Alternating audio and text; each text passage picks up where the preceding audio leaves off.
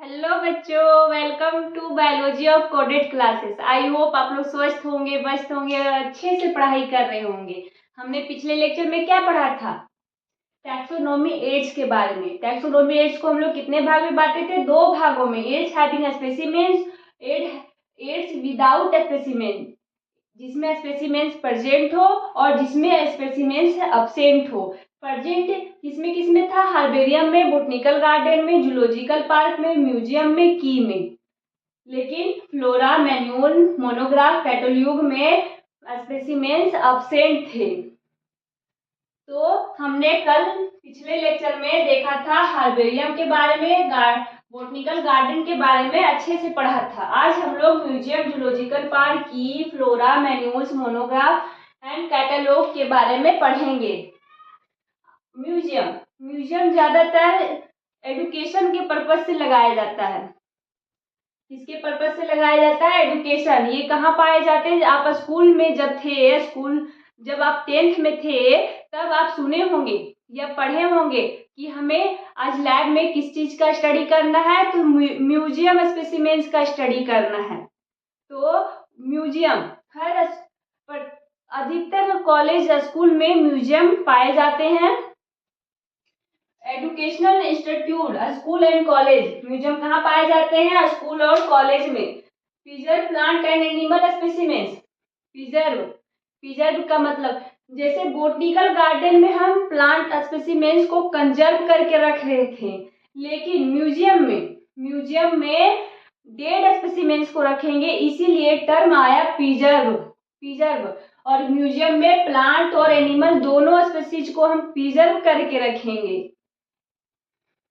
Preserve इन container और jar इन preservative solution. जो जैसे हम किसी स्पेसिमेंस को प्रिजर्व कर रहे हैं तो किसमें करेंगे?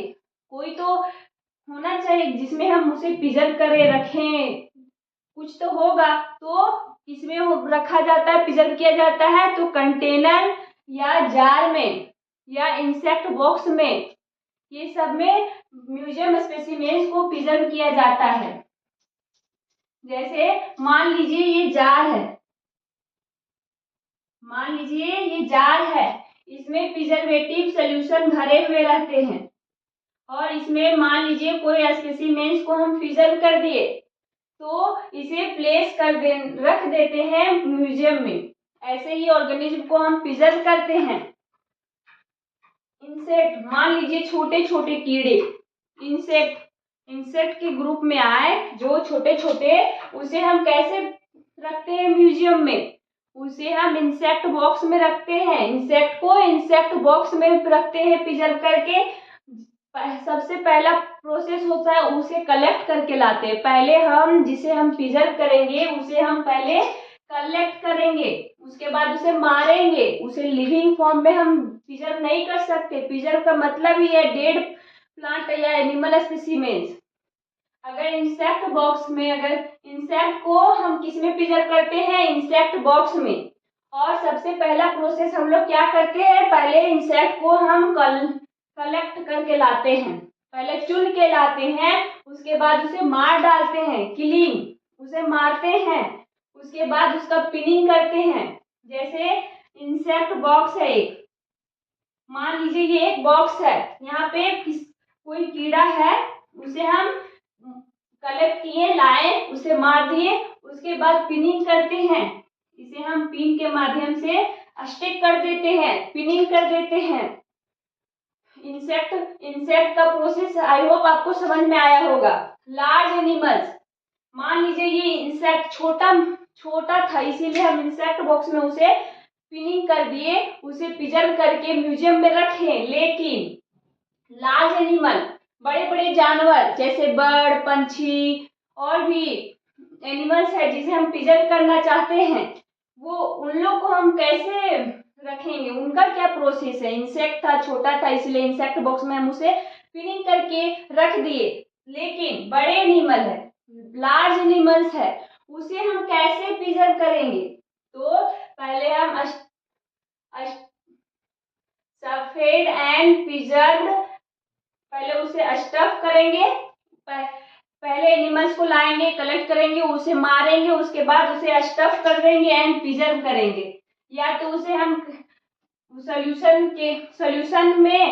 सॉल्यूशन डाल के कंटेनर जार में उसे हम प्रिजर्व कर देंगे, या तो फिर किसी एनिमल्स के खाल, जो उसका खाल है, चमड़ी है, जो स्किन है, उसे निकाल के उसके अंदर हम कुछ भर के रख दे, इस रूप में भी हम उसे प्रिजर्व करके रख सकते हैं।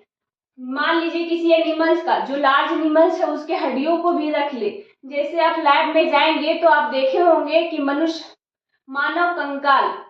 कंकाल को आप जरूर देखे होंगे लैब में। तो वो क्या है, म्यूजियम स्पेसिमेंस है। लार्ज एनिमल्स का म्यूजियम स्पेसिमेंस है। तो आई होप आपको म्यूजियम में छोटे एनिमल्स और बड़े एनिमल्स को कैसे प्रिजर्व किया जाता है ये मेथड समझ में आ गया होगा। अब हम देखते हैं जूलॉजिकल पार्क, जिसे हम कॉमन वर्ड में जू बोलते हैं। आप बहुत बार बोले होंगे या गए होंगे घूमने जू। हम लोग कॉमन लैंग्वेज में जूलॉजिकल पार्क को क्या बोलते हैं, जू। तो जू का नाम सुनते ही आपके मन में आ गया होगा कि जू है क्या। वहां पे एनिमल स्पेसिमेंस सिर्फ पाए जाते हैं, प्लांट स्पेसिमेंस का बात नहीं किया जाता जू में। जूलॉजिकल पार्क में सिर्फ एनिमल का था, यहाँ पे बॉटनिकल पार्क में सिर्फ प्लांट का था, लेकिन जूलॉजिकल पार्क में सिर्फ एनिमल का होगा और उसमें भी लिविंग स्पेसिमेंस प्रेजेंट होंगे। डेड स्पेसिमेंस की बात नहीं की जा रही, डेड अगर आएगा तो वो म्यूजियम में आएगा, लेकिन लिविंग स्पेसिमेंस में जूलॉजिकल पार्क में लिविंग स्पेसिमेंस आएंगे, जीवित ऑर्गेनिज्म आएंगे। Human care and protected environment, यानी कि जो भी एनिमल्स है उसे ह्यूमन के केयर में रखा जाएगा, उसका देखभाल, जो एनिमल्स को हम रख रहे हैं उस एनिमल का देखभाल करने के लिए ह्यूमंस की जरूरत होती है। वो ह्यूमंस के केयर में रहते हैं और उसे प्रोटेक्टेड एनवायरनमेंट दिया जाता है, यानी कि उसके जो वो एनवायरनमेंट में रहा है वैसा एनवायरनमेंट देने की कोशिश किया जाता है जूलॉजिकल पार्क में। Learn about food habitat and behaviour. Zoological park अगर सरकार जूलॉजिकल पार्क लगाया है तो क्या पर्पस है, किसी भी एनिमल्स के फूड हैबिटेट और उसके बिहेवियर को जानना, यानी कि कोई भी ऑर्गेनिज्म है, कोई भी स्पीसीज है तो उसके फूड हैबिटेट, वो क्या खाता है, उसका बिहेवियर क्या है, वो स्पीसीज जो हम ढूंढे हैं उस स्पीसीज का बिहेवियर, फूड हैबिटेट, उसका रहन सहन का तरीका, ये सब देखने के लिए जूलॉजिकल पार्क लगाते हैं सरकार। हम उसे जो भी एनिमल्स हम रखे हैं जूलॉजिकल पार्क में, उसमें हम लर्न करते हैं फूड हैबिटेट, उसके फूड हैबिटेट और बिहेवियर का। अब आगे कॉन्सेप्ट आया की है क्या, ताला वाला की नहीं, ताला वाला चाबी नहीं, ये की है बायोलॉजी वाला। तो यहाँ पे देखते हैं प्लांट एंड एनिमल की, यहाँ पे कौन कौन से कॉन्सेप्ट आए। हार्बेरियम में प्लांट स्पेसिमेंस को प्रिजर्व करके रखा जा रहा था।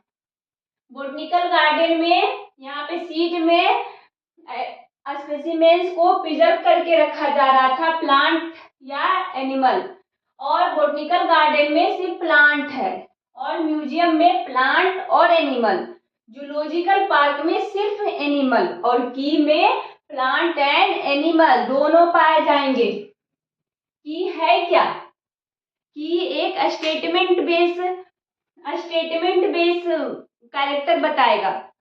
अगर हम बोले, मान लीजिए कोई स्पीसीज का कोई ऑर्गेनिज्म इमेजिन कीजिए, उसके बारे में सोचिए और बोलिए कि क्या उसके कान थे या नहीं, हाँ या ना, उसके कान थे या नहीं, तो आप एक ही जवाब देंगे, हाँ या ना, एक ही में जवाब देंगे, दोनों नहीं बोल सकते। कि a contrasting character in a pair, हम दो स्टेटमेंट बोलते हैं, पेयर में स्टेटमेंट बोलते हैं और किसी स्पीसीज का कैरेक्टर को बताते हैं, उसे ही हम की बोलते हैं। ये स्टेटमेंट बेस्ड कैरेक्टर को बताता है, उसे हम की बोलते हैं। आइए देखते हैं, ये प्लांट और एनिमल दोनों में होगा, contrasting character in a pair. हम लोग कॉन्ट्रास्टिंग कैरेक्टर बताएंगे। ये नहीं कि जैसे कॉन्ट्रास्टिंग कहने का मतलब है कि हाँ या ना, दोनों दोनों बताएंगे। एक नेगेटिव बता रहे तो एक पॉजिटिव भी बताएंगे, दोनों कैरेक्टर बताएंगे, तो उसे हम कॉन्ट्रास्टिंग कैरेक्टर बोलते हैं। तो किस कैसा होगा, पेयर में होगा, सिंगुलर नहीं होगा, वो पेयर में होगा। और उस पेयर को क्या बोलेंगे, कपलेट। जैसे कपल होता है, दो पर्सन का ग्रुप को हम लोग कपल बोलते हैं, वही बायोलॉजी में यूज किया गया है कपलेट। कैरेक्टर किसी भी स्पीशीज के कॉन्ट्रास्टिंग कैरेक्टर पेयर में अगर हो तो उसे हम क्या बोलते हैं, कपलेट। और सिंगल, जब उसे हम सिंगल, यानी कि इसमें 2 स्टेटमेंट होगा, कपलेट में कितना स्टेटमेंट होगा, 2 स्टेटमेंट, 2 स्टेटमेंट होगा, पहला और दूसरा, दोनों अपोजिट होंगे, एक दूसरे के अपोजिट होंगे। ये क्या होंगे, अपोजिट कैरेक्टर होगा, इसका नेचर इनका कैसा होगा, अपोजिट। और ये दोनों में से एक ही आप मान सकते हैं, एक ही को चूज करेंगे, या तो पहला या तो दूसरा, दोनों में से एक ही चूज कर सकते हैं। अगर आपने पहला को चूज किया तो इसके बेसिस पे फिर हम आगे का क्वेश्चन करेंगे, क्या उसमें ये था या नहीं, हाँ या ना। फिर से वो एक अलग, यानी कि प्रत्येक स्टेटमेंट एक लीड का काम करता है, प्रत्येक सिंगल कैरेक्टर एक लीड का कैरेक्टर, यानी कि लीड का भूमिका निभाता है। अगर हम एक स्टेटमेंट बोले, एक पेयर ऑफ कॉन्ट्रास्टिंग कैरेक्टर इन ये पेयर, हमने पेयर में कॉन्ट्रास्टिंग कैरेक्टर बोला और बोले कि हाँ या ना, आपने एक स्टेटमेंट चूज किया, उसके बेसिस पे हम बोलेंगे, फिर से क्वेश्चन करेंगे कि हाँ या ना। तो प्रत्येक स्टेटमेंट एक लीड की तरह काम करता है, तो सिंगल स्टेटमेंट को हम लोग लीड बोलते हैं। 2 अपोजिट ऑप्शन, 2 अपोजिट ऑप्शन दिया जाएगा, only one accept and other reject. एक को हम लोग एक्सेप्ट करेंगे और दूसरा को रिजेक्ट करेंगे। कहने का मतलब एक को एक्सेप्ट करेंगे और जो दूसरा होगा अदर, जिसे हम एक्सेप्ट नहीं करेंगे, उसे वो रिजेक्ट हो जाएगा। Aid without specimens, I hope आपको एड्स हैविंग स्पेसिमेन जिसमें प्रेजेंट होता है ये क्लियर हो गया होगा। अब हम देखते हैं aids without specimens. Aids without specimens जिसमें स्पेसिमेंस अब्सेंट हो, ये रिटर्न फॉर्म में होते हैं। ये जो चारों हैं ये रिटर्न फॉर्म में होते हैं, लिखा हुआ।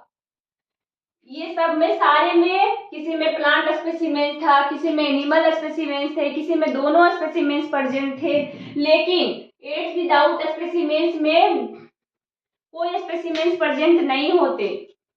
फ्लोरा, फ्लोरा है क्या, flora distribution and habitat of plant of particular area. Particular area, कुछ खास एरिया में प्लांट कुछ खास एरिया में जो प्लांट है उसके हैबिटाट और उसके डिस्ट्रीब्यूशन, यानी कि वो कितना जगह, किस क्षेत्र में, कहाँ पे कौन से स्पीसीज फैले हुए हैं, उसके हैबिटाट क्या है, ये सब फ्लोरा में बताया जाता है। मैन्यूल्स में detail description plant particular area, जैसे यहाँ पे पर्टिकुलर एरिया में किसी प्लांट का हैबिटाट और डिस्ट्रीब्यूशन बताया जा रहा है, किसी स्पीसीज का हैबिटाट और डिस्ट्रीब्यूशन बताया जा रहा है, लेकिन यहाँ पे बोल रहा है कि डिटेल एक्सप्लेनेशन देता है। वो ये हैबिटाट और डिस्ट्रीब्यूशन सिर्फ नहीं बता रहा है, मैन्यूल्स में पूरा डिटेल डिस्क्रिप्शन दिया हुआ रहता है। जैसे आप कोई सामान खरीदते हैं तो आपको मेन्यू मिलता है, मेन्यू में लिखा हुआ रहता है कि इसे कैसे यूज करना है। उसी तरह मैन्यूल्स पर्टिकुलर एरिया, एक खास क्षेत्र में अगर कोई स्पीसीज, प्लांट स्पीसीज है तो उसका डिटेल डिस्क्रिप्शन दिया हुआ रहता है, उसका डिटेल पूरा फैमिली, बायोलॉजिकल नेम, उसके क्या हैबिटाट है, उसका डिस्ट्रीब्यूशन क्या है, वो उसे कब ढूंढा गया, कौन से साइंटिस्ट है, ये सब पूरा डिटेल में दिया हुआ रहता है। फ्लोरा में सिर्फ डिस्ट्रीब्यूशन एंड हैबिटाट दिया हुआ रहता है। अब आगे देखते हैं मोनोग्राफ। मोनोग्राफ है क्या, detail description of taxon. Taxon हमने पिछले लेक्चर, यानी कि जो जब हम टैक्सोन पढ़े थे तब हम आपको बताया था टैक्सोन है क्या। टैक्सोन वह कैरेक्टर को बताता है जो हम ऑब्जर्व कर सके। टैक्सोन एक ऐसा ग्रुप है जिस ग्रुप का नाम सुनते ही हमारे मन में कुछ फीचर आने लग जाए, उसे हम टैक्सोन बोलते हैं। तो यहाँ पे बोल रहा है मोनोग्राफ में जिस टैक्सोन का बात, यानी कि इसमें पर्टिकुलर स्पीसीज के बारे में, एक स्पीसीज दो स्पीसीज के बारे में नहीं रहेगा, उसमें जो टैक्सोन है, जो ग्रुप है, उसका डिटेल डिस्क्रिप्शन दिया हुआ रहेगा। और कैटलॉग में alphabetically arrange list of plant of an area, किसी क्षेत्र में कितने स्पीसीज हैं उसे अल्फाबेटिकली अरेंज किया हुआ रहेगा। जैसे ए नाम से मान